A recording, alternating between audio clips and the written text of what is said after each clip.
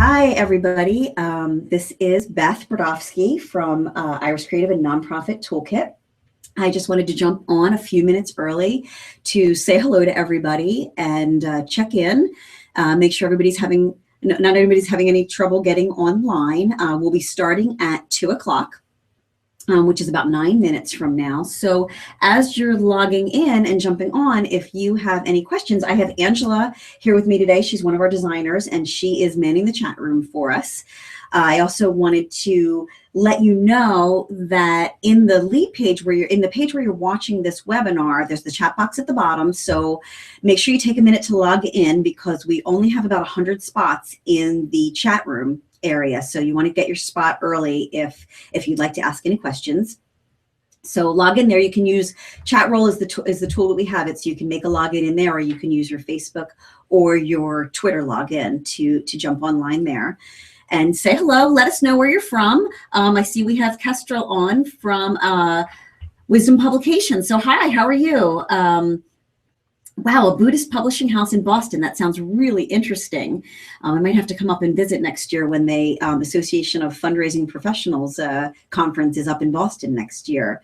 And I always like to go to that one. So that's terrific. So anyone else joining in? I know we have about 17 people or so are online yet. So make sure you say hi.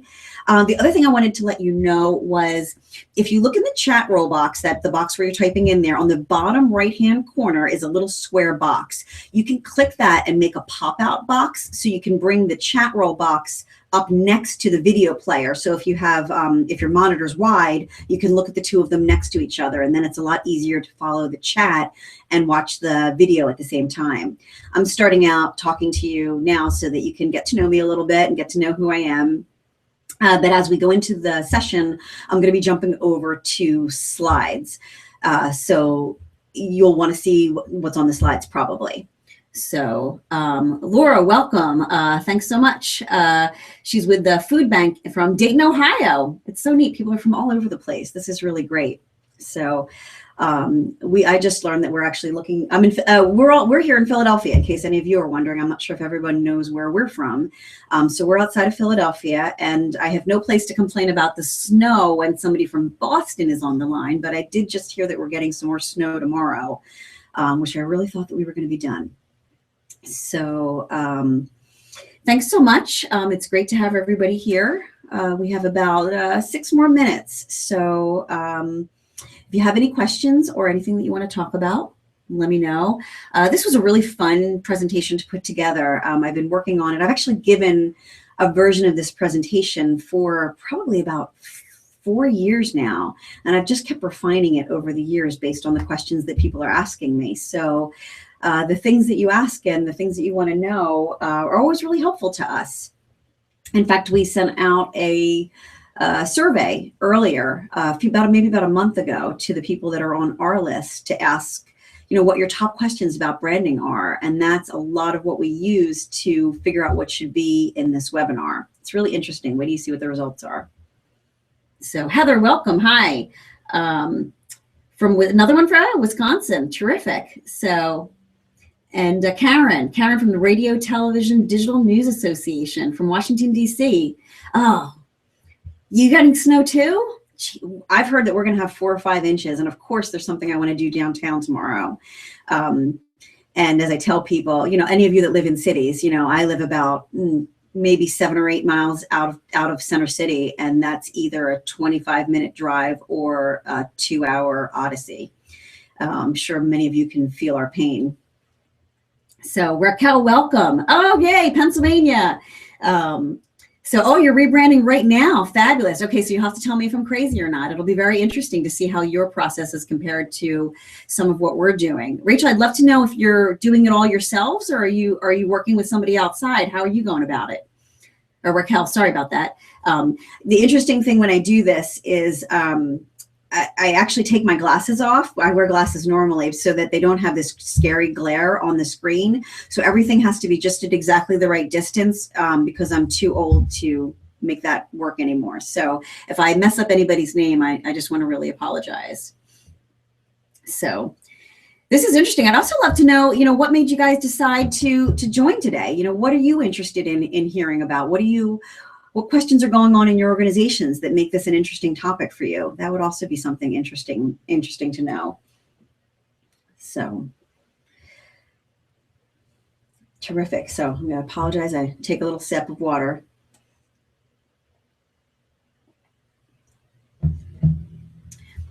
So Angela, do you want to slide over and say hello so people can see you? So now, since we have a couple more minutes, this is Angela, so that you know I'm not crazy, and she really actually is in the room. Here. She's not a phantom, so she's going to be joining me today. Angela is one of our designers, and she does a lot of the branding work that we do. Doing a lot of logo design, one of your favorite things to do, much less at the moment she's working on a newsletter, which is a marketing project, not a branding project. And believe it or not, people still do print newsletters. I don't know if any of you do them, but we do a bunch of them. Yes. So thanks, Angela. Right. So, James, is that you? Hi, nice to see you. So Raquel hired a graphic designer. That's terrific. And a photographer, that's wonderful. And you're doing the rest yourself? Oh, that's very interesting. The board chooses the new logo and the colors tonight. Oh, okay. Interesting. Good luck with that. So hopefully that'll go smoothly. They can be a little opinionated, those boards, as I'm sure you know. So I'm going to talk to you a little bit about, sort of the process there, and that's really interesting. We're going to be talking a lot about the strategic part that goes before the actual design part today. So that's one of our main focuses, just because it's an area that a lot of organizations don't know as much about and don't always see where the value is in it. So, yay, I thought that was you. James, you need a picture. Come on, what's up with that? So it's interesting combination of people. We've got a bunch of people here from a couple of the different places that I work in life, and it's going to be interesting. I'm sure I'll have a few people that we know and a couple of wonderful people that it's going to be great to know. So, have any of you that are online now already gone through a rebranding process? It's interesting that I have talked to some people that are jumping in to listen, but they've already been through rebranding, and that's an interesting situation.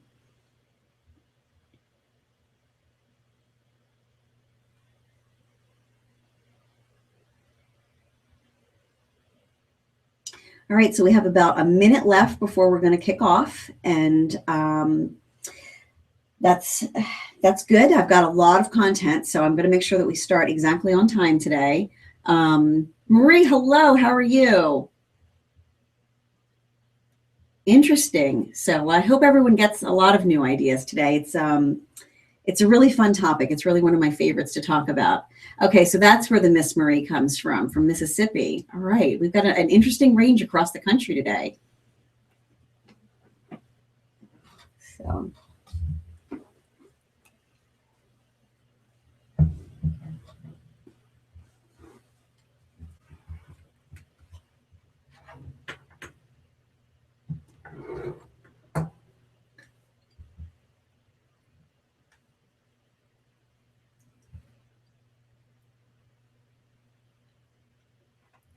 Anything else? Okay. All right, so Laura recently updated her logo and are in the process of getting it completely rolled out. That's a fun process, isn't it? It's a lot of work after you finish the logo. And Kestrel, I hope I'm pronouncing your name right. What a cool name. A gradual rebranding, that's a really great idea. And you're starting to work on your design processes. Excellent. All right, well, we are at 2 o'clock right now, so I am going to get started. So once again, for anybody that's just joining in right now, welcome. Thank you so much for joining me for the Basics of Branding webinar. I am Beth Brodowski, and as I said, we have our designer Angela Lanza here with me manning the chat room. She's going to be tracking your questions and answering anything that comes along. What I'm going to be doing is I'm going to run through the presentation, and then at the end, I'm going to tell you a little bit about this course that we're developing, and then I'll have time for questions about branding, about the course, whatever strikes you and whatever you're interested in learning about, or what other questions that you might have, we'll be able to answer then. So I can stay on the line for 15 15, 20 minutes, questions, whatever you guys have, or we can wrap it up when you're done. So thank you so much. Once again, I just want to tell you, we're running this webinar through Google Hangouts, and the internet can always be dicey. The Google Hangouts can sometimes have a mind of its own. So if anything glitchy happens, if anything hangs up, I just want to apologize in advance. You can't always predict what happens technically. I am recording this, and I will have a replay of it ready to go for you tomorrow. So if for some reason you get booted off or something strange happens, I really apologize. And I promise you that there will be a recording of it one way or the other. I will even re-record it myself tonight if anything really crazy happens. So thanks for joining me today, and I'm going to flip over to the slides now. It's going to do a really weird screen thing, so just hang on. I expect that, and just wait it out for 1 second. The other thing to know is that there is a 30-second delay between when I talk and when you guys hear it. So if I'm lagging a little bit, or if I say something in response to a question before you've seen it, there is that lag time, so just be prepared for that.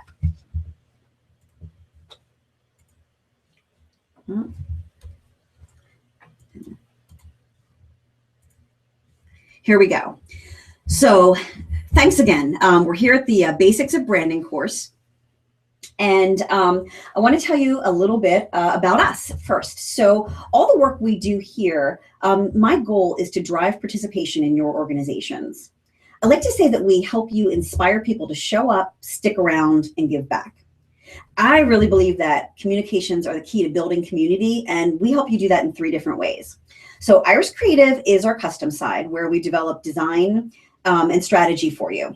I launched Nonprofit Toolkit in 2012 to help you create marketing for yourself. And last June, I started Driving Participation podcasts so that I could share the great things that other organizations and consultants are doing that are really working. I was getting ready to host my son's wedding at my house in June, so I figured, why not also start a podcast? I wanted to do that also because, surprisingly, it took me that long to realize that I like to talk more than I like to write, and I failed miserably at blogging. So branding is a big topic. It can be really confusing because you could ask 10 different consultants and different designers what it means, and we might all have completely different answers. It gets confused with strategy and design and marketing. So today I'm going to share my experience from 26 years working in and with nonprofits, and I have a lot to cover, so I'm going to jump right in. As I said, we sent out a survey about a month or maybe 6 weeks ago to the people in our network, to our Iris Creative clients, to our Nonprofit Toolkit clients, and I asked people on the podcast as well to tell me, what are your top 2 questions about branding? And the number one thing that people said was this: what exactly is branding? One of the things Angela and I were just talking about is sometimes when you do something a lot, you forget how different it is for people. I know a lot about branding, and so it's hard for me to remember that it's a word that I use all the time, but it may not be that clear to other people. And like I said, everyone uses different terms for it, so it's easy to understand that it's confusing. So here's how I just like to describe it. Branding is what is heard, what is seen, and what is experienced. It's not what you say, what you show, and what you do. And that can be one of the really confusing things. It's actually about your audience and how they receive what you create. And you can't control how people think and how they feel. So if branding doesn't give you control, a lot of people wonder, what is the point of spending all this time and money on it? So today we're going to talk about what a brand is and what it isn't. We're going to talk about how being branded benefits a nonprofit. Another question that a lot of people asked me was, what's the difference between a nonprofit brand and a corporate brand?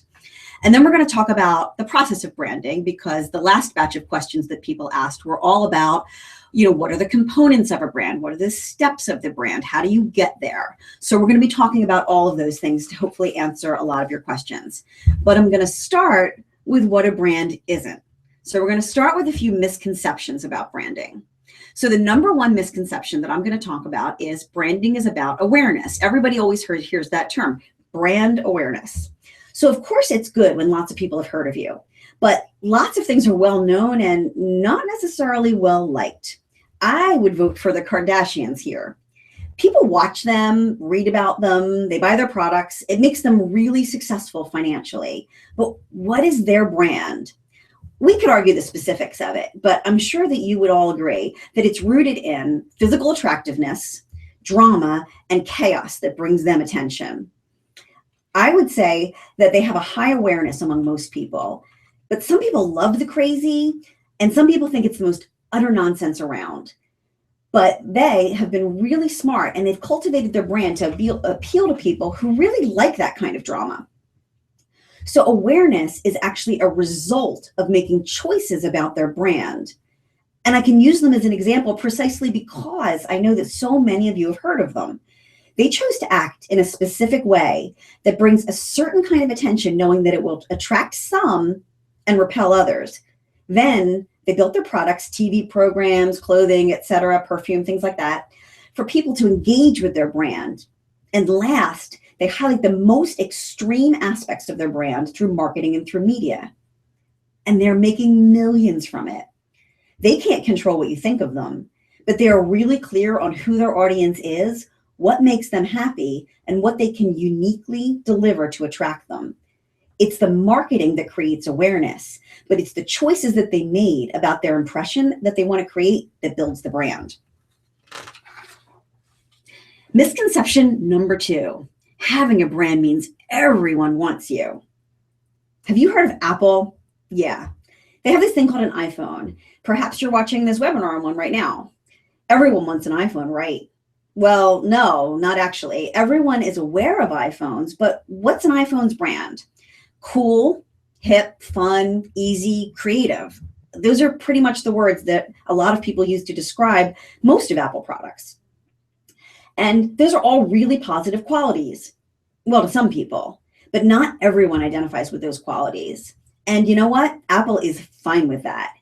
People who buy Apple products will buy them year after year without looking at the competition and without any price sensitivity because they personally identify with the qualities that Apple has focused on. I know, I'm one of them. I went to art school in New York City, and I've had a career in the creative world for 26 years. My son, I'm sad to say, is studying finance, and I don't know how that happened. A few years ago, he decided to switch to an Android phone, and he's constantly bragging about how much better it is than my iPhone. Then, this Christmas, he asked me for money to replace his 2-year-old MacBook Pro with a PC. A PC! I couldn't believe it. Most kids would kill for their mom to buy them a fully loaded MacBook for college, or so I thought. So if you see a laptop on eBay with slight damage from a mother's tears, snap that one up. My son is building his identity as a business guy, and he wants to fit in with this world. So Apple isn't desired by everyone. In fact, there are many who take pride in saying, I'm a PC. That's not just okay, it's great. If you can cultivate this in your organization, it means that you're on your way to making your perfect person want your service even more. I've clearly failed as a Mac parent, but hopefully I'll be fine with it when he funds my retirement. Misconception number 3, your brand is based on how you look. It's your logo. As I said, I went to art school and I've created and managed design forever. I'm passionate about design being a valuable asset in communication, but it's really important to know what role design plays in your brand.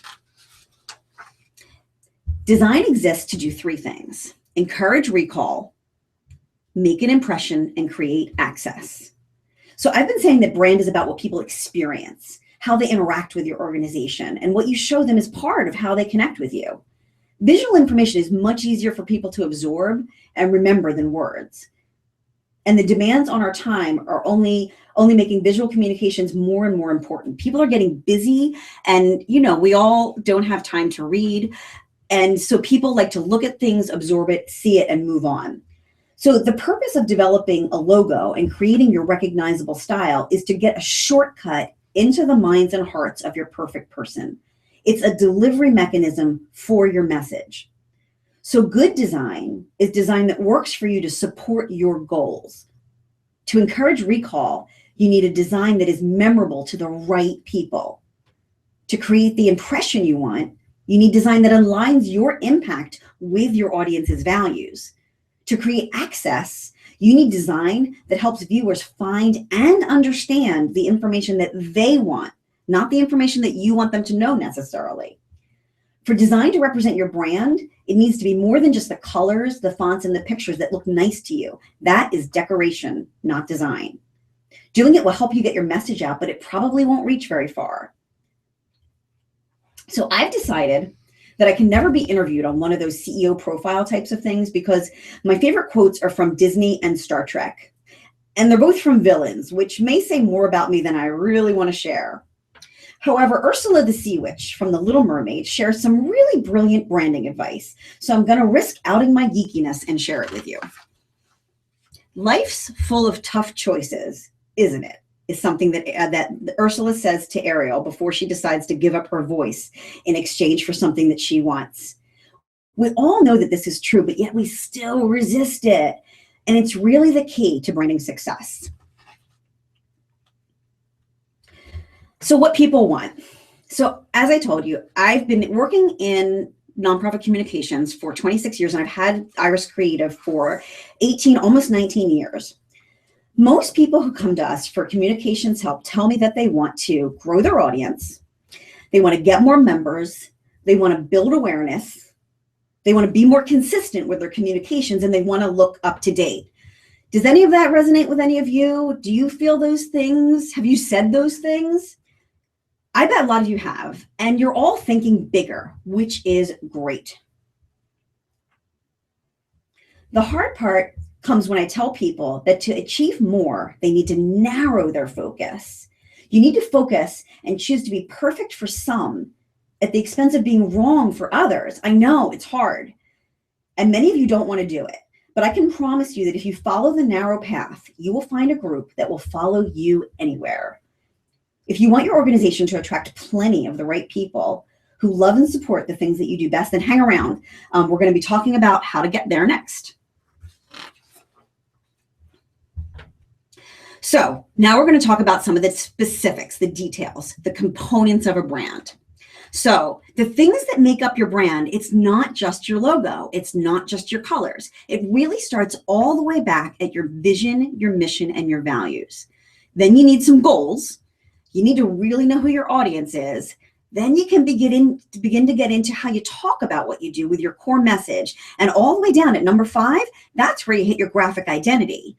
And then once you get your core graphic identity, your logo, your colors, things like that, then you begin to move into how do we deliver it into the world. So we're going to move through some of these things now. The first thing we're going to talk about is internal alignment. That's your vision, your mission, and your values. You need to really get this part right. In many organizations, these pieces were not written in a way that supports connecting with your audiences. They're very internal documents. And the easiest way that I found to explain it is that your vision is what the world will look like when your mission is achieved. Your mission is what you're doing today to achieve that vision. And your values are the beliefs that lead your decisions and actions. So here are a couple of examples of vision statements that I really like and I think really exemplify this idea that your vision is a future statement. So it really, really throws people, but it's super, super simple. So imagine what the world would look like when you have achieved your vision. And that means that your organization is no longer needed. That's a scary thought, I know, but that's what a vision is. They're future focused, they're aspirational, and aspirational means that it's about what you want, not where you are right now. A vision is the kind of thing that makes people want to come along for the ride. So your mission statement. Does anyone have a mission statement that looks like this? Crazy. It's like this massive block of type.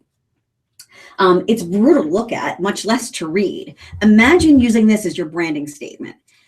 But the reality is a lot of organizations' mission statements look like this. Sometimes they were written like this in the beginning. Sometimes, if you're an older organization, they've been added to over time, and nobody ever wants to take anything away, but they sure love to put more things in, right?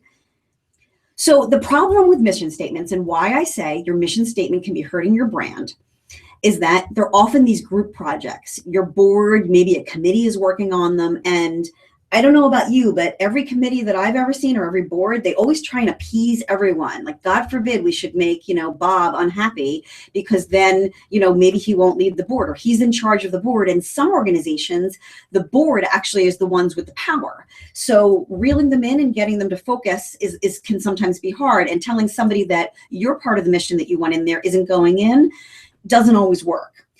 So that's a problem. The other problem is it's really high level language. There's a lot of big words. There's lots of commas and this and that. There are these long, crazy stuff, run-on sentences. People can't even read them. The second problem is that they're focused on what you do. And that's actually correct for a mission statement. As I said before, your mission statement should be talking about what you're doing today to achieve your vision. So that's right, but it's about what you do. And the third problem is that they're too inclusive. Everyone wants to try and include everything. We do this and we do this and we do this. And so you end up with a million commas, like there was a sale on commas or something, and a million statements that maybe would be better listed as bullets, but because it's a mission statement, it turns into one or more sentences with 20 to 40 words in them that can't really be absorbed by people, much less excite them. Or as my 11th grade English teacher used to say, they're too vague, too general, and too ambiguous. Values. Now, I know not everybody has values statements or a list of values in their organizations, but I want to talk to you a little bit about where they can be helpful. Developing values is an opportunity to really talk about the things that you believe. That if you didn't do this, or if this was taken away, you just wouldn't be the organization that you are. It's also a great way to begin to communicate what's called a personality in branding of an organization. Personality seems like a strange thing to include in any business discussion, but it's also amazing at helping you connect to people as opposed to who want you as opposed to somebody else. So you're not the only diabetes organization around. You're not the only breast cancer or whatever type of organization around. But people can really connect to your organization when you decide what your personality is. It's also amazing for helping you make decisions because of your personality. Are you fun? Are you perky? Are you sophisticated? Are you rogue? Are you grassroots? Who are you? It will help you choose what platforms to use. It will help you choose what tone to use. It will help you decide if you can use stock photography or if you need to budget for a photographer. If one of your personality traits is to be authentic, then that might tell you that using stock photography wouldn't align with that value. So going through a process to discover what you value and what your personality is helpful for making faster decisions down the road. When you're communicating, whether you're way down at the graphic design execution level or up here at the strategy planning level, if these things, these three items, mission, vision, and values, don't align with each other and communicate who you are as an organization, it can be a struggle to do anything well from a communications perspective. A lot of times we'll come in and someone will say, we need to do a rebranding. But then the mission, vision, and values are usually decided at the board level, and we can't always change them in a branding process. I know that. It becomes really hard to straighten out a brand and create your core message when these things don't point in the same direction, but there are some things that can help. And the best place to start is with why. The number one reason that I think people struggle with communications in everything from branding to marketing to your fundraising, and that is that it's really easy to lose touch of the why. And I know that that might sound really crazy in purpose-driven organizations like all of you, but when someone asks you about your organization, do you go right into talking about your programs? We feed the homeless. We provide shelter. We educate kids. You talk about all the stuff that you do. Most people do. But what people get emotionally connected to, what makes them give and what makes them come back, what makes them become attracted to what you're doing is why you're doing what you're doing. Because ultimately, people get involved in your organization for themselves and for their reasons. People get involved in your organization for themselves and their reasons. That's an important thing to remember. They really care about what they're going to get out of it. You as an organization are the facilitator of someone else's dreams. And by existing, you help other people make what they want happen in the world. Connecting people with the why and thinking about why does the fact matter? Why is the work that we're doing matter? Why is the fact that we're here matter? Why does the process matter? Why does the outcome matter? We all have a tendency to be so focused on ourselves in our organizations and what we do. It's best if this aligns with your mission and your vision and your values, but when you can't change them, developing your brand can really help connect people to the why when your mission just isn't doing it. This is a book that you see here on the top of this slide, Start With Why. I highly recommend it to everybody. It's by an author named Simon Sinek. I love listening to books on audio. I'm sure I know you guys are really busy. So it's one of the few ways that I think people actually can effectively multitask. I'm obsessed and I consume a ton of information. I listen while I drive, while I work out, while I weed my garden, while I do my dishes. Okay, I'm really a dork and I even prop my phone up on the windowsill in the shower. My youngest son is in college, as I said, so it's too quiet at my home. So I obviously like listening to stuff, but you can really take this time by getting some great books and learning more about this process. And this is a great place to start. In the last year, this was my hands down favorite book that I read. It talks in really simple terms about building value through focusing on why first. Being specific. Now we're going to talk about some of the key aspects of building a brand. This is the first one that I want to talk about. And honestly, it's first because I think it's the number one most important thing. It's the biggest resistance to branding is the unwillingness to make choices. When I ask everyone, who's your choices? What do you think people say? Yep, they tell me everyone. When you're trying to communicate to everyone, you're probably hitting no one because you're trying to be a little bit of what everybody wants. It's like trying to make all your kids happy at dinner. It's never going to happen. My kids didn't even like the same shaped pasta. That's how you end up when you're trying to accommodate it all, and you end up putting 60% effort into 10 different buckets as opposed to 100% in any one bucket. So here's a way to help make it simpler.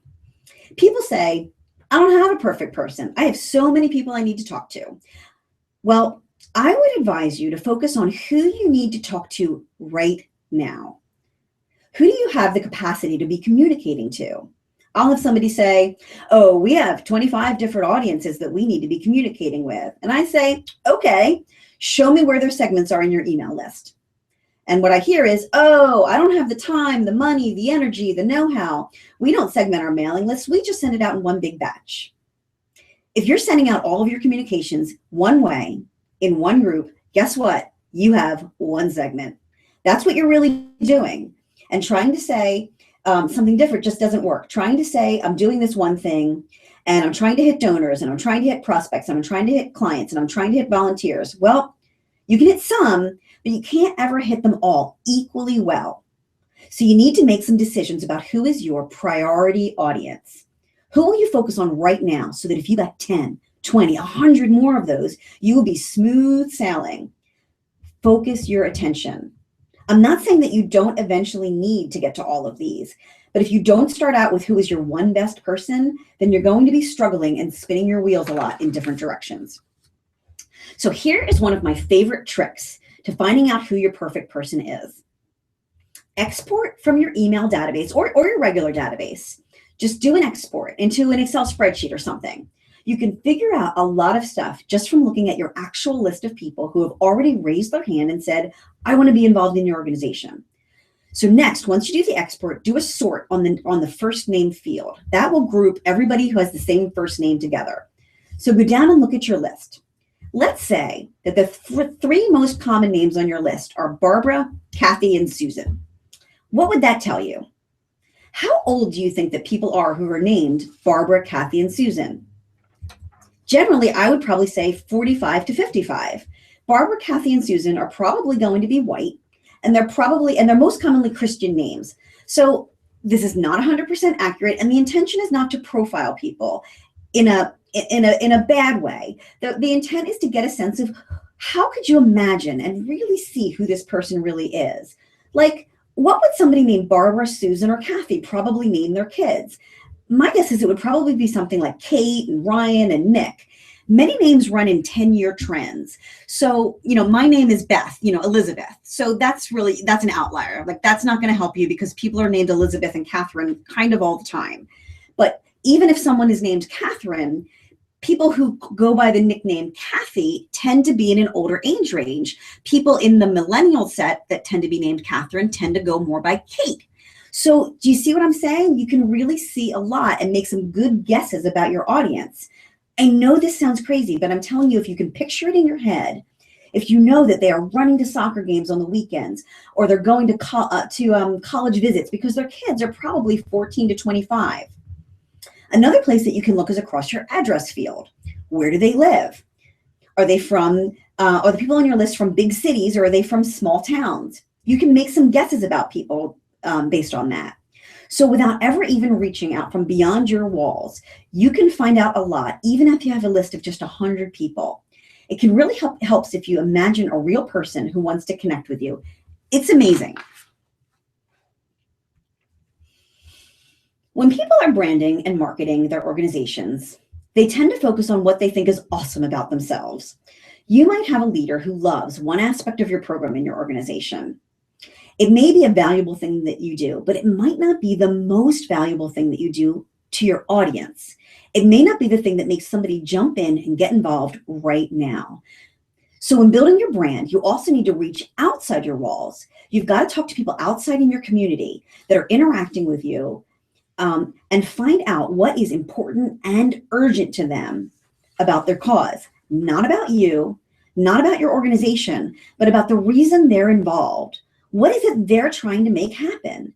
And if it happened tomorrow, it would be so awesome to them. Why do they care? Because when you know this, you can still do all the other stuff. I'm not saying that you need to change your programs. This is the magical thing. Organizations worry that by talking about a narrow focus, people will think that is all you do. No, it means that whatever you fish for, the other stuff follows the boat. Trust me, it really will come along. But you've got to focus on fishing for one thing with one hook and being so focused on that, and then you can build your expansion. But if nobody knows what you do and they think everything that you do is equal, it becomes really hard to manage your audience and your marketing. By being focused on what's really important and urgent to your perfect person, you put them in a position where they know how to take action. They know what you want from them. If you're just talking about all these things that generally interest them, then you're not making them feel like they need to do anything. As organizations, you need to inspire your people to show up, come to an event, volunteer, give. They need to do these things in order for you to survive and to be able to do the work that's important for both of you. Most people do not know what the word unique actually means. I hear people say, we're so unique. We really care about our students. That's what's distinctive about us. We care about our students. Like, I guess they're the only ones. And then I hear other people say the opposite. They say things like, we create transformative experiences. What does that even mean? When you say that, do people even understand you? So the thing that I find is that because people don't focus on what's important and urgent to their audience, then they get stuck on what's true about themselves.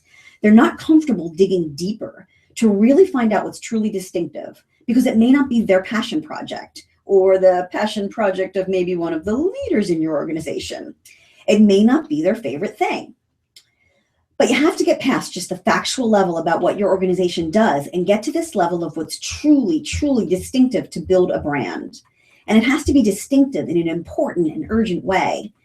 To be crazy out there, to look like this crazy car, for no apparent reason, that's not branding. That's just getting noticed. You have to marry up standing out to your specific audience in a way that's important and urgent if you want to engage them.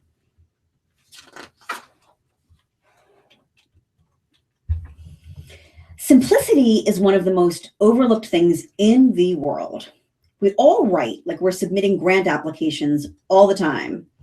Most marketing is actually written at the 6th grade level. Wharton, the business school at the University of Pennsylvania, an Ivy League school, writes for a 9th grade level, and their average student is actually a really smart 28-year-old. When my kids were in school, I would get invited to go to these career days all the time. It was fun. But I would go and do a college career day, and they would all be, asleep on the desks like college students are. And then I would go to a high school and I would do a high school career day, and they would all just be, talking to each other and completely ignoring me. Then I would go down and do a middle school career day, and all the middle schools cared about is whether I designed video games and, oh, where did you get your shoes? But then I went to my son's third grade class, and they raised their hands enthusiastically and said, Mrs. B, so how do you get your clients? And I thought, you're 8, seriously? Okay. And they'd say, oh, Mrs. B, so how do people make choices when you show them different logo designs? And so I would explain it to them, and they got it. They understood what I said. So it made me think, are these kids smarter than the college students? No, they're not. I spoke to them differently. Why? Because I wanted to make sure they understood. When we're trying to be understood, we simplify our speech. We think that when we go up levels, we need to sound smarter because we want people to think that we're smarter. What ends up happening is you get blank stares. People just don't understand what we're talking about. So work hard to simplify. Talk to some people that are at different levels. Ask them if they understand what your organization does. Ask people completely outside your organization. Ask your constituents, what do we do? How would you say it? Psychologically, if you can put your communication back out using exactly the same words that your audience is using, they will think that you totally get them. It's amazing. This is another slide that shows you my geeky side, but I love it, so I use it. This is something that seems really simple. But what I find is that you guys are working inside your organizations every day, and you are totally sick of that navy blue that you have to use that's part of your brand. Like if you see one more navy blue thing, you're going to poke your eyes out. But just as you're at the point where you can't stand it anymore, that's probably about the point where people are just getting used to it and maybe even ready to start connecting that look with you. It's hard. It's hard because that consistency can feel very constraining, especially if you either have a graphic designer on staff or using an outside firm that you're working with. We're creative people. I'm a creative person. We like change. We like new. We like different. We want to do something new all the time. You need to manage that. You need to manage us. So that's why creating this brand and the style and the messaging is going to be really, really helpful to you, because there's this need in all of us to want to do something new all the time and different because we get bored. But the repetition, the consistency is really what helps people connect to who you are. And I don't mean repeat exactly the same. You need to draw a range so that people can, as I like to say, ride their tricycles between the fire hydrant and the driveway. If you make this range too narrow, people are just going to ignore you and go rogue. They're going to go do whatever they want, whatever they want to do, and they're just going to ignore all of your brand guidelines because they want the freedom to do whatever they want. But if you make it too wide, then you're going to come back a year later and put all your stuff on the table, and it's going to look like 20 different organizations, and it's going to be even harder to follow for your audience. So how do you get there? So now I want to talk to you a little bit about the process of branding. That was a lot of stuff about vision and strategy. And I now want to bring it down to, okay, that's awesome, Beth, but what do we do next? So let's talk a little bit about figuring out and knowing where you're headed. So it's really important to have goals. Goals are the big picture of what you're going for. Your strategy is the approach that you're going to take to reach that goal. And people get these things confused all the time because they're all these big, consultantese words that you nod your head and like think, well, I'm supposed to understand this, so I'm just going to look like I know what they're talking about. But really getting this is important. You don't necessarily need every single one of these, but understanding what they are is really key. So I've heard people say things like, well, emailing is our strategy. That's not a strategy. Email is a tactic. Communicating to people on a monthly basis is a strategy. How you do it is the tactic. Does that make sense? You need to have goals before you launch into a project like this. Strategies, objectives, and tactics are about implementing your brand. They define how you're going to get it out there into the world and how you'll measure it, measure reaching your goal. So I typically put that level of detail into the communications plan rather than into a brand strategy plan. It's not really part of your core brand and what defines you, but you will need to eventually get to the point where you have a strategic communications plan or some sort of a communications plan to be able to deliver and execute on your brand. If you're going to do something seemingly as intangible as branding, how are you going to know that anywhere from a little bit to a whole boatload of money that you might be spending on this is going to be worth it? Many of you have to raise the money in your organizations, empty the trash, do the marketing, and probably proofread. It's a lot. So you need to make sure that this money and this effort and this time is going someplace that you can track and know that it was a value. So what I'd like to talk about is starting with research. And when I talk about starting with research, what I frequently hear is, oh, you don't need to talk to other people. Just ask the board. They know what the people want. They know our audience so well. Another thing that I hear is, oh, I know it's important. Like, I really know that we need to do strategy and all this strategic thinking, but we have these needs right now and we just need to execute. We need to get this next invitation or this flyer done. I promise you we'll get back to that. But right now what I need is whatever, fill in the blank. The third thing that I hear a lot is, oh, no, you don't understand. This isn't about our programs. We just need you to get more people. So people don't want to look at how the brand connects to what they actually deliver. Well, I swear on my tombstone, I wanted to say just is the most expensive word in business. I say this all the time because when people say just, it usually means you're trying to tell somebody that what you need is no big deal. It often means that there's a difference between the value that the two parties place on the task. There is no just in any of this. It's called discovery because there's things you don't know. There always are. And that's because no matter how much your people love you, there are things they won't tell you. If you want to build your brand, you need to find out what the opportunities and what the roadblocks are. The one type of research that rules all. So research, it's tough. There's a lot of components. There's a lot of things. How do you know if you're doing enough or not enough? Well, you know what? I can say that there's never going to be enough in theory, but there is one thing that you can do that if you can't do everything is going to have the biggest impact on anything that you can do. There's lots of ways to gather lots of types of information, but I want you to talk to what I call your movable middle. Now, this is going to be tough for you. The most important in people in your organization are not the people who love you. They're not. I know they're not the people who love you. Those people are showing up. They're bringing their friends and they're giving back now based on exactly what you're doing today. They love you. And if you stay on this path, they will continue to love you. Awesome. If you have enough of these people to run your organization at this top segment, then you probably don't need to do any research. Just keep doing what you're doing and you are going to do great.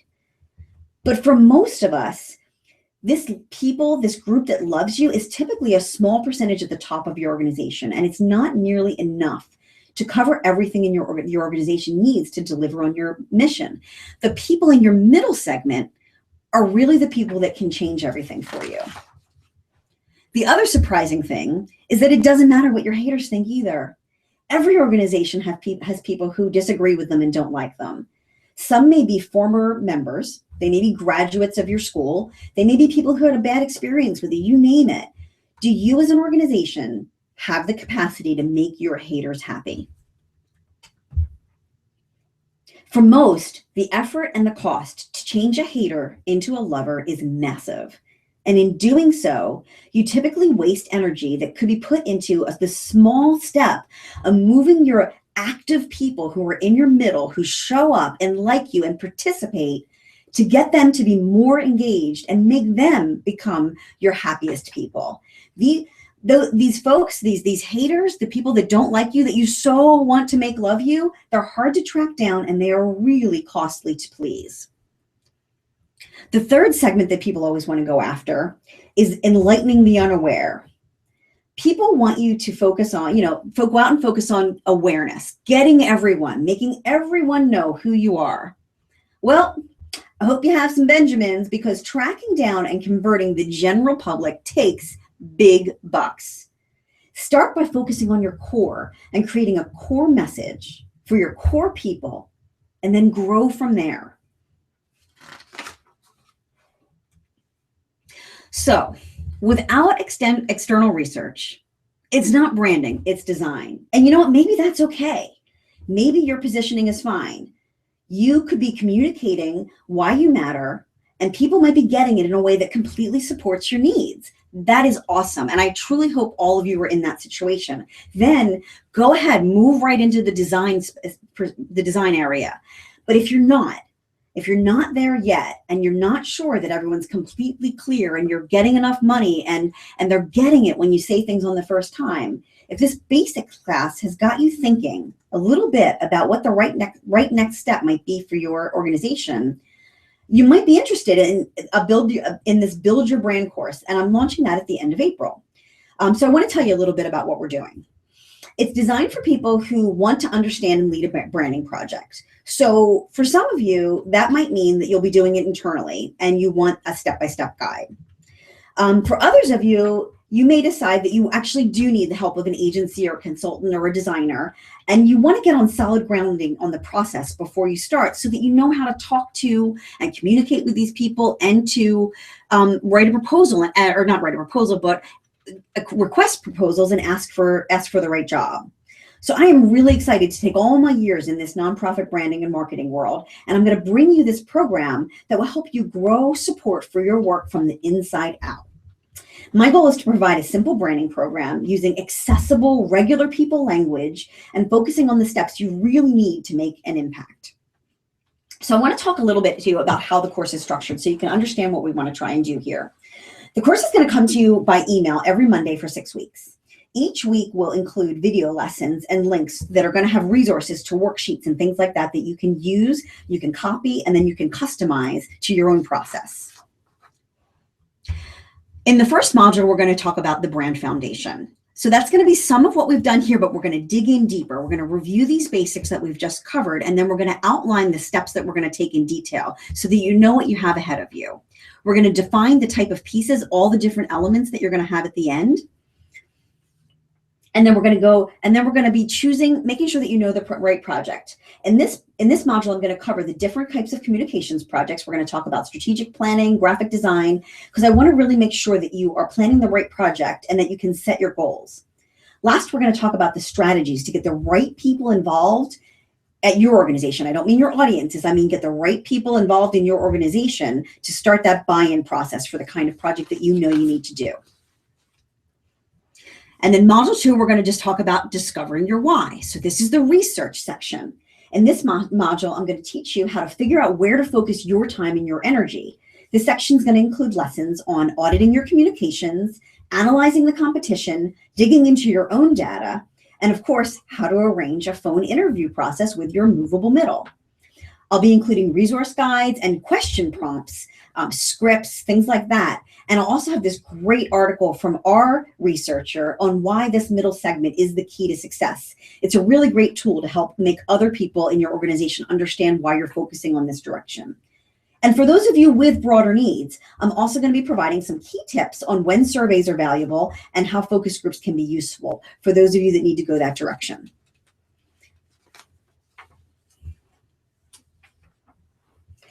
After gathering all that information, we'll want you to analyze your findings. This will show you the trends and the commonalities that you can begin to explore to shape your story. Developing this core message requires looking at what you've learned about yourselves, both internally and externally.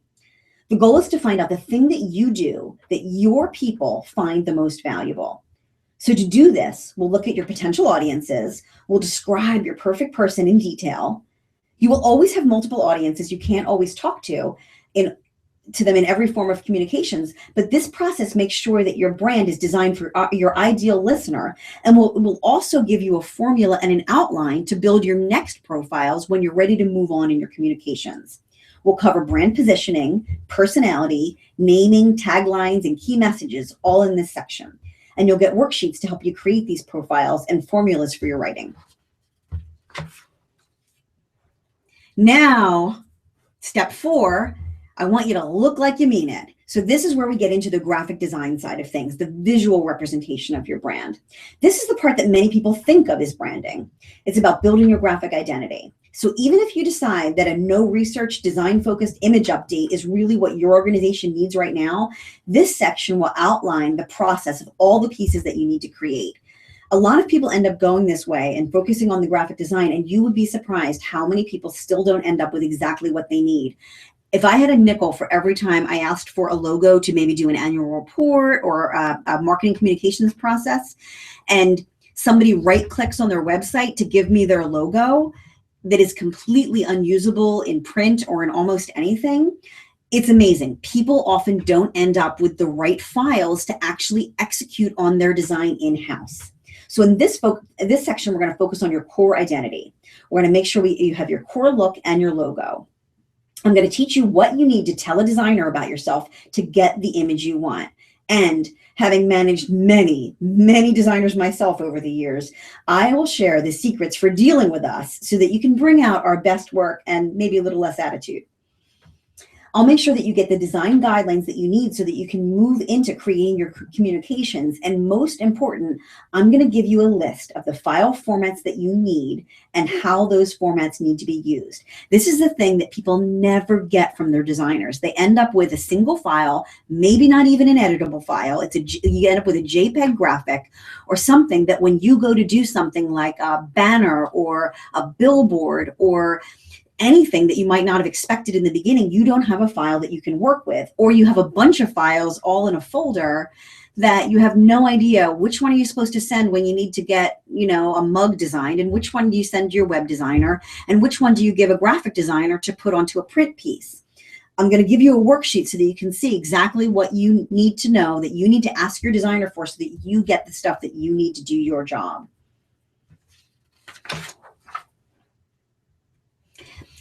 And in the very beginning, if you remember, I said that the 3 parts to branding are what you say, what you show, and what people experience, or rather what people hear, which was sharing your story, what people see, which was looking like you mean it.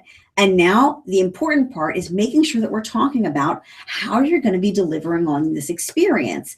And that can include anything from talking a bit about the type of graphic designs and how you're going to be executing these materials after you get them, and to how people are going to react, how you can make sure that your staff supports what you're doing.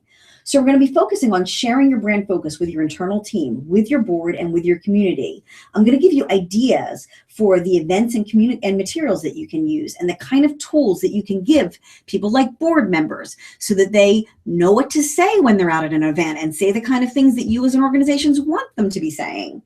I'm also going to be giving you an outline for organizing the redesign of your materials to help you prioritize and group your work efficiently.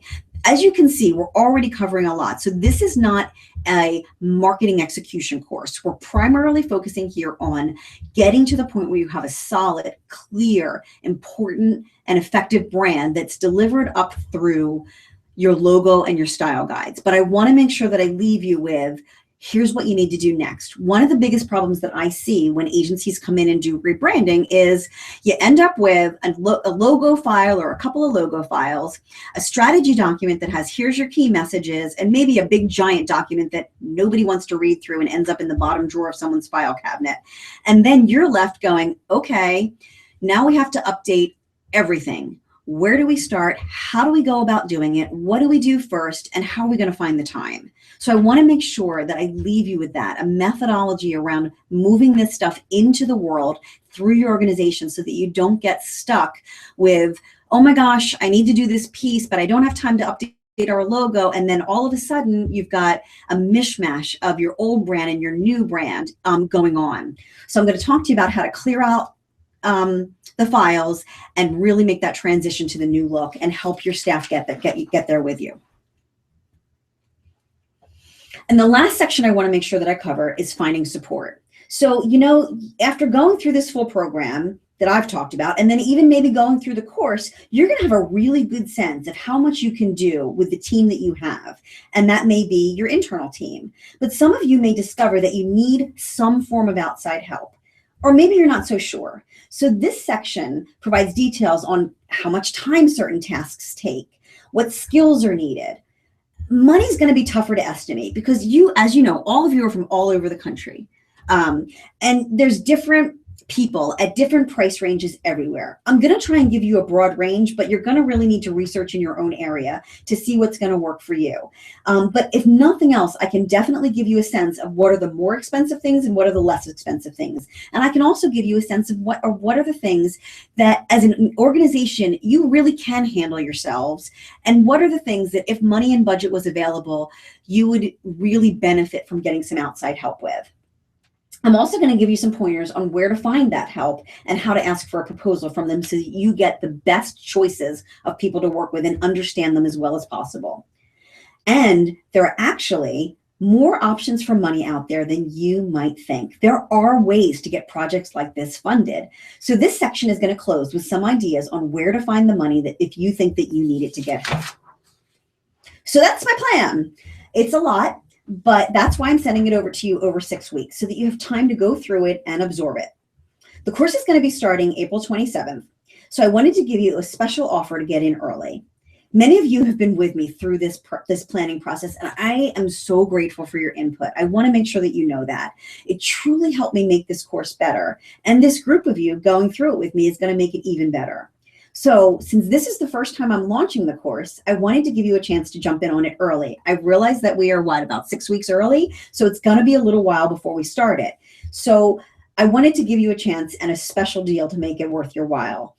If you've heard enough and you are interested, we're going to be offering it to you for a special deal.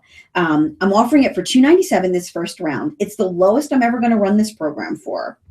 I've also set up a special discount code. It's live with a capital L, L-I-V-E 200, and it's just for you. I'm going to keep this special live until Monday night at 8 p.m. Eastern time. So thank you so much. I really appreciate you listening. I hope that you've learned a few things. I've hoped this helped you get a handle on branding, and I know that I can see that the chat room has been rolling along, and Angela has been capturing some things that people have been saying. So Angela, why don't you jump in now and let me know some of the questions that people have been having. We have one question from Kestrel. She asked, do you recommend using influencers on social media, for example, to help with branding? If so, how do you recommend reaching out to and building relationships with them? Okay, so with branding, Kestrel, I want to say there's sort of two sides of that. And it's sort of they're both yes questions. Social media influencers can be a phenomenal resource to you. And if you have people that you have in your social media sites that are engaging with you on a regular basis, that are talking with you and basically raising their hands all the time and saying, we want to be involved, we love you, inviting those folks to be part of your brand committee, your strategy committee on evaluating your logo and being some of the people that are maybe interviewed, they're going to be in this active, movable middle site. Now, maybe they might err on the side of being the crazy lovers, which is okay. But getting them involved and asking them how they would like to be involved is a great way to look at some of those people that may not be in your actual database and drawing them closer into your web through inviting them to be part of a decision-making process. Let me tell you, that alone will make them love you even more. The flip side of what you might also have been asking about your question was executing brand, sort of delivering that brand out there into the world. Absolutely. One of the biggest things that you can do is cultivate your social media people and treat them as ambassadors. These are the people that love you and really want to be involved. They really, really want to help you. On my podcast, which is Driving Participation, and you can find it at drivingparticipation.com. If you scroll back and get to, I'm pretty sure it's episode 22 with Justin Ware. We did an episode called something about viral marketing. But of course, I'm never going to remember the name of it when I say it. It's about making a message go viral. That whole episode, what it's really about is building this cadre, building this core of ambassadors and what to give them, how to support them, and how to make them feel like they are part of your external team so that they spread your message like crazy on on social media. I'm actually going to be doing a sort of single session webinar in a little while, specifically on building an ambassador corps, how to cultivate them, what to do for them, and actually what the specific materials are that you can give to them. But listen to that episode. I think that might really be helpful. So are there any other questions? Anything else that people want to know? So that is a great question. So I want to just say I have had a couple of other questions. A lot of times people ask things about the tactical aspects of things. So let me just give you a couple of questions that people asked in advance, and maybe some of you will think of some other questions while we're going on. So I had a question from Mandy, and she said, how often should I update my photos and graphics for my marketing? Not the logo or the color scheme, just the pics and the photos that I use regularly. So I told Mandy, in general, I recommend evaluating your logo every 3 to 5 years to see if it needs any adjustments to stay relevant in the market or with how your business has evolved. Because people are right. You don't really want to change your logo constantly. You don't always want to be fussing with it, and you don't want to change it more than necessary. But sometimes small tweaks can make big improvements. For your supporting graphics and images, you need to be looking at them every year for this same kind of relevancy and currency. People get bored of their own materials, like I said, way before audiences do. But frequently, evolution is better than revolution. So here are a couple of tips. If you picked your current look or your images based on a limited budget, and if you have more to work with right now, it might be a good time to upgrade. If you made significant changes to your offerings or your audience, you might need to make some changes.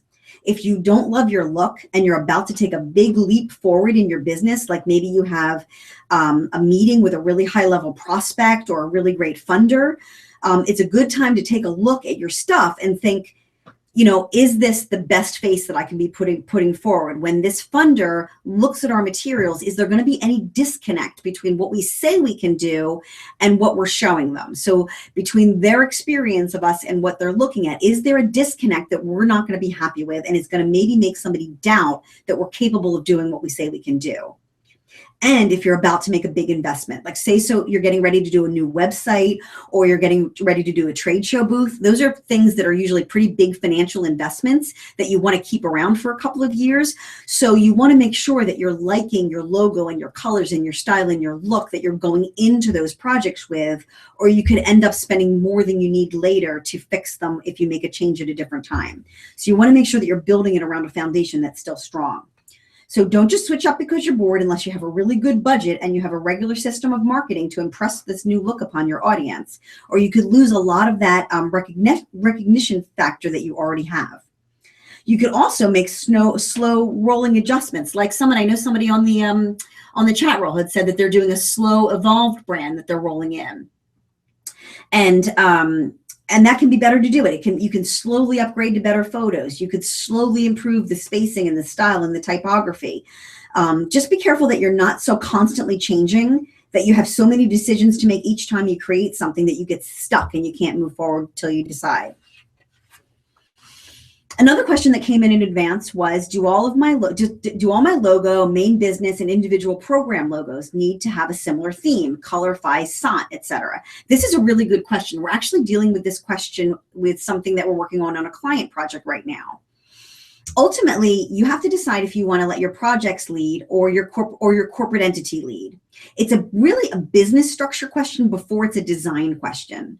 If your company is a parent holding company, like the head organization, and the marketing effort that you're putting out for the service can make your product, you can make your product look however you want. This is what consumer product companies like Procter & Gamble do. So think the difference between Tide and Pampers. They consider each of those products a brand, and they're marketed completely separately with completely different looks. On the other hand, look at what universities are doing. Most of them are reeling in all of the individual colleges underneath of them that have their own names and looks and websites and make them all look like subsidiaries. So instead of something like the Fox School of Business at Temple University, it's now flipped around the opposite way, and it's Temple University, Fox School of Business.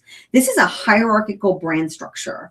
And it's good to do it this way when the power of the main brand supports the sub brands, or if there isn't enough money to feed everything individually. So here's some other reasons to make it look different. So if there's problems with the parent brand or the sub-brand, so if one of them is having some issues, there may be some reasons to separate them and make them look really different.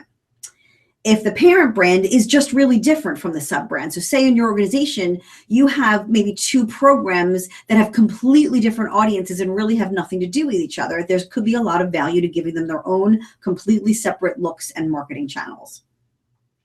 Or if you have the potential at some point to spin off that product down the road. So maybe someday that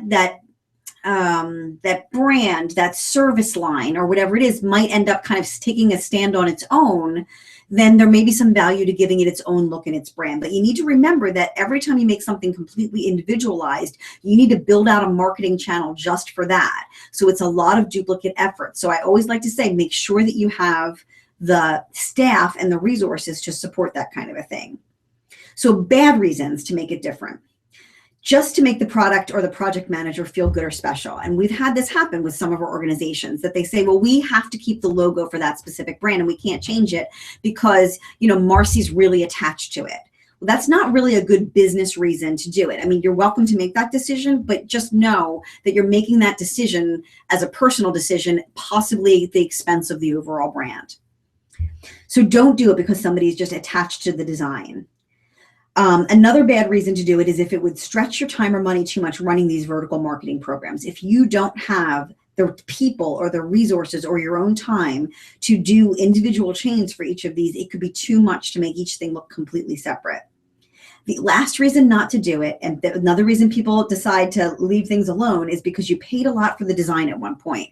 So say you got an event design or a logo for a sub-brand and you spent a lot of money on it. So you invested in that. So, you know, you think, well, I put a lot of value into that. Well, in business, what that's called is sunk costs. You know, that's money that's spent. If it's no longer serving you, you need to let it go. So the short answer is that I think it's best to what I have called a familial look. It's where you decide, make some brand level decisions about color, font, and graphics. You decide what are going to be your constants and what are going to be your changeables. And the less variation, the more things are like siblings, and the more variation, they're more like cousins. So thinking about the relationship of the products to the parent and to each other will really help you decide what you want and how to vary that much. So that's all the questions that we seem to have so far. Does anyone, if no one has anything else, then I will just say thank you so much. I hope everyone has enjoyed it, and I will talk to you soon. Please feel free to email me if you're still hanging on. Please feel free to email me. And if you have any questions that you didn't necessarily want to put out publicly, send me a note and I'll try and help you out. So thank you so much. Have a great day, and I'll see you soon.